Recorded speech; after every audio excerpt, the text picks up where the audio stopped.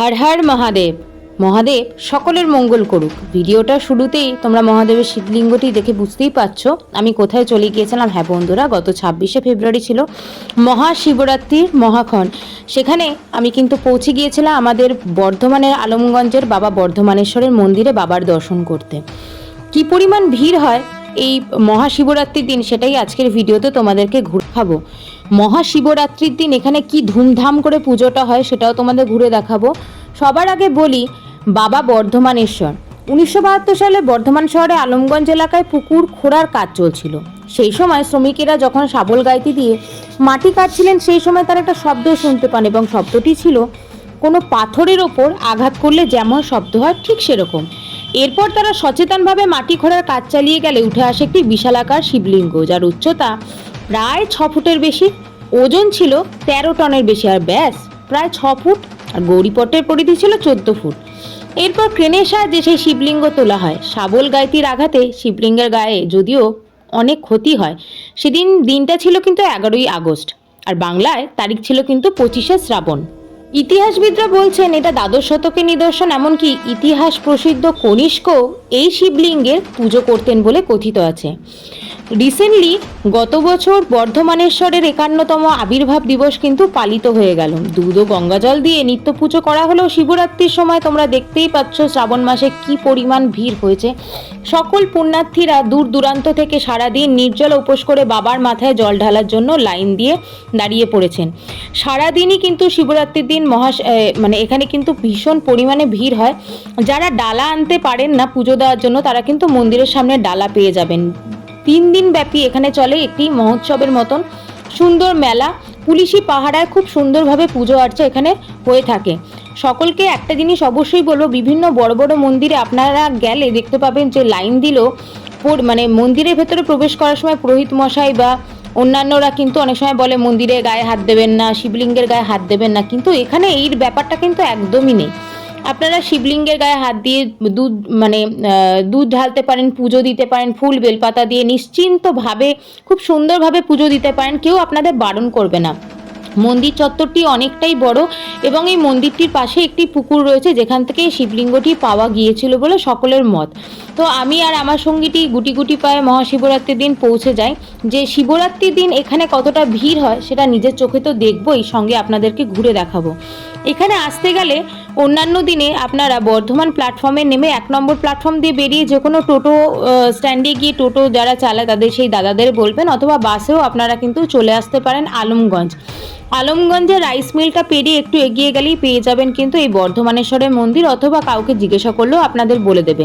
মন্দিরটি অন্যান্য দিনে কিন্তু এতটা ভিড় থাকে না এবং আপনারা অন্যান্য দিন এলে ফাঁকায় ফাঁকায় বেশ সুন্দরভাবে পুজো দিতে পারবেন। ডালা নিয়েও কোনো সমস্যা নেই। এখানে 51 টাকা থেকে আরও ঊর্ধ্বমুখী আপনারা যতটা চাইছেন সেই পরিমাণ ডালা কিনে পুজো দিতে পারেন। ফুল বেলপাতা সমেত আপনাকে ডালা এবং ঝুড়ি দিয়ে দেওয়া হবে। দেখতেই পাচ্ছেন এগুলো হচ্ছে পুজোর ডালা কেনা দোকান, এখান থেকে আপনারা ফল টলও কিনে নিতে পারেন। মন্দিরটি মহাশিবরাত্রির দিন এবং 11ই মার্চ যেদিন এই মহাদেবের বর্ধমানেশ্বরের শিবলিঙ্গটি পাওয়া গেছিল, এই দুটো দিনকে খুব সুন্দরভাবে এখানে পালন করা হয়। সুন্দর ফুল মালা দিয়ে সুসজ্জিত করা হয় এই মন্দিরটিকে এবং এই দুটো উৎসবের সময় কিন্তু মন্দিরের সামনে মেলা বসে।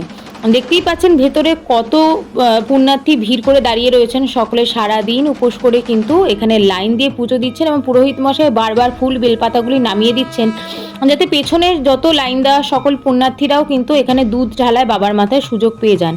সবথেকে সুন্দর হচ্ছে এখানকার পরিবেশটা, সবুজে ঘেরা একটি পরিবেশ। আর এখানে যারা আপনারা একটা সুষ্ঠু ব্যবস্থা করা হয়েছে কি আপনারা চাইলে এরকম মহাদেবের নামে মহাকালের নামে এরকম কিন্তু মাথায় তিলক পরতে পারেন, যার মূল্য এখানে ধরে দেওয়া নেই যে আপনাদের এত টাকাই দিতে হবে। আপনারা নিজেদের ইচ্ছে মতন 5 টাকা 10 টাকা 2 টাকা দিয়ে এরকম তিলক পরে নিতে পারেন, যেটা আমি করেছিলাম। এবং ধূপ দেওয়ার জন্য বাইরে একটি বড় স্ট্যান্ডের মতন করা রয়েছে যেখানে আপনারা ধূপ থেকে শুরু করে ক্যান্ডেল মোমবাতিও কিন্তু পূজা অর্চার জন্য দিয়ে দিতে পারেন। মেলাটি যে বসেছিল সেখানে সবথেকে বেশি ছিল মহাদেবের সুন্দর পাথরের মূর্তি। অনেকেই এখান থেকে কিনে নিয়ে যাচ্ছিলেন, যার মূল্য ছিল খুবই কম, 150-200 টাকায় বড় বড় শিবলিঙ্গ পাওয়া যাচ্ছিল।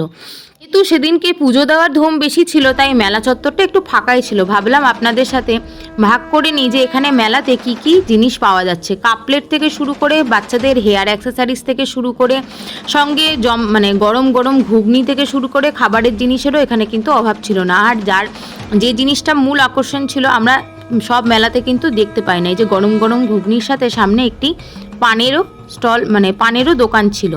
পেছনে ছিল নাগরদোল্লা থেকে শুরু করে সব রকম বাচ্চাদের যে আমরা বাচ্চাদের নিয়ে আনন্দ করি, যেসব মানে কি বলবো এগুলোকে, নাগরদোলা বলুন বা যেগুলোর মাধ্যমে আমরা বাচ্চাদেরকে নিয়ে এখানে আনন্দ করি মেলাতে, সেগুলি সবই ছিল কিন্তু বন্ধ ছিল। সঙ্গে দেখতে পাচ্ছি সামনে একটা ট্যাটুর স্টল। এখানে আপনারা 50-100 টাকা দামেও ট্যাটু করাতে পারবেন এবং এই ট্যাটুর দোকানটির পেছন দিকেই ছিল সেই মন্দিরটি যেখান থেকে পুজো আর্চার জন্য জল সংগ্রহ করা হয়। আমার সঙ্গীটি বল কেনার জন্য ঝাঁপিয়ে পড়ে। আমি বললাম যে এখন বলটা কিনবো না, চল আগে মেলাটা ঘুরে দেখি, তারপরে এসে মেলা থেকে যা তোর ইচ্ছে হয় কিনে দেওয়া যাবে। আর সব থেকে বেশি যেটা ভিড় ছিল এই 100 টাকার ব্যাগের দোকানটিতে। 100 টাকার ব্যাগ কেনার জন্য পুণ্যার্থীদের এত ভিড় কি বলবো, সকলে ওখান থেকে নানা রকম জিনিসপত্র কিনে নিয়ে যাচ্ছিলেন মেলা থেকে। সব থেকে বেশি ভিড় ছিল এই 100 টাকার ব্যাগের দোকানটিতে। তারপরে আপনাদের দেখিয়ে দিচ্ছি পানের স্টলটি, যেখানে আপনারা ফায়ারি পান থেকে শুরু করে চকলেট পান থেকে শুরু করে নানা রকম পান পেয়ে যাবেন। যারা শিবরাত্রির সময় যাবেন গেলে কিন্তু দেখতে পাবেন প্রতিবার এই স্টলগুলি একত্রিত হয়ে মেলায় কিন্তু বসে। বেনারসি পান স্টল বলে লেখা এখানে। এছাড়াও যেখানে বর্ধমানেশ্বরের আবির্ভাব হয়েছিল সেই জায়গাটি আপনাদের দেখিয়ে দিচ্ছি। এই জায়গাটিকেও কিন্তু খুব সুন্দরভাবে সাজানো হয়েছে। এখানেও কিন্তু মানে ফুল বেল পাতা দিয়ে ঈশ্বরের আরাধনা হচ্ছিল, সকলে এসে এখানেও কিন্তু পুজো আর্চা করছিলেন। এবং এই ছোট মন্দিরটির সামনেও একটি ধূপদানি বা বালির মধ্যে যেটাকে আমরা বলি ধূপের স্ট্যান্ড রাখা হয়েছিল, যেখানে সকল পুণ্যার্থী এসে বাবাকে ধূপ ধুনো দেখিয়ে ফুলমালা দেখিয়ে মাথায় জল ঢেলে ওখানে ধূপগুলি গুজে দিচ্ছিলেন। সেই জায়গাটিও আপনাদের দেখিয়ে দিচ্ছি, এক ঝলক দেখে নিন। এই রয়েছে সেই জায়গাটি, দেখতেই পাচ্ছেন। মন্দিরের সামনে এবং পেছনে ছিল চূড়ান্ত পরিমাণে ভিড়, কারণ সামনের গেট দিয়েও আপনারা ঢুকতে পারবেন, পেছন গেট দিয়েও ঢুকতে পারবেন। এখানে কিন্তু ঢোকা বা বেরোনোর জন্য আলাদা কোনো মানে ব্যাপার নেই যে এই দিক দিয়ে আসা যাওয়া করতে হবে। আর মন্দিরের বাইরে এখানে কিন্তু যারা সারাদিন উপোস করছিলেন তাদেরকে দেওয়া হচ্ছিল 2টি করে লুচি এবং নিরামিষ আলুর দম, যার লম্বা একখানা লাইন পড়েছিল। লাইনটা আপনাদের দেখিয়ে দেবো। খুব ইচ্ছা ছিল এই লুচি আর আলুর দম সংগ্রহ করার, কিন্তু আমার সঙ্গীটি বললেন যে পরিমাণ লাইন পড়েছে লুচি আলুর দম খেতে খেতে হয়তো সন্ধ্যে 7-8টা বেজে যাবে, তো চলো আমরা বাড়ি ফিরে যাই, আর দেরি করব না। লাইনটা জাস্ট তোমরা দেখো, সকল পুণ্যার্থী লাইন দিয়ে ফেলেছেন। এবং আমরা গিয়েছিলাম যে সময়টা সেটা ছিল বিকাল 4-4:30। তো লাইনটার আকারে দেখে যতটা বুঝতে পারছিলাম যে আরও লাইনটা বাড়বে এবং বেড়েই চলবে। ওই যে হাত জোর করে দাঁড়িয়ে আছে, বলছে না তুমি বাড়িতে গিয়ে আমাকে একটু লুচি আলুর দম বানিয়ে দিও, আমি এখানে লাইন দিয়ে খাবো না। তো এই ছিল আমাদের আজকের ভিডিও এবং মহাদেবের দর্শন। আশা করি সকলেই আপনারা যারা আমার ভিডিওটি দেখেছেন তারা মহাদেবের দর্শন করেছেন। আর